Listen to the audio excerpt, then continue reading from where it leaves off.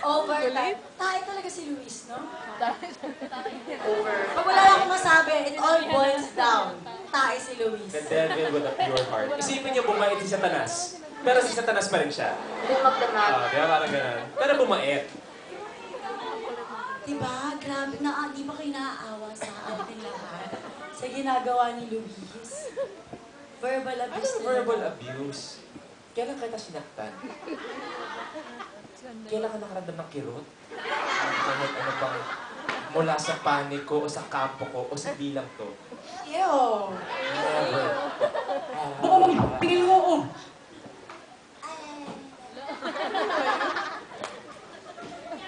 Si Mears, maraming naramdaman ng sakit galing sa'yo. Sa'yo. Tudurugin ka nga niya. Sa'yo.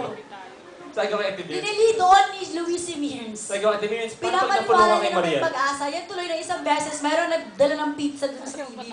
Na-hurt tuloy si Mears. Akala niya may future pa kayo. Bakit? Wala na eh. Mayroong nagdadala ng pizza sa'yo eh. Cheese, bacon. Singay ko nakagano. Bacon, cheese. 2 boxes pa. Pinalandakan pa ni Luis sa buong Yung PBB. mga balita sa radyo, pakinig ng telebisyon, pati internet, ang lahat ng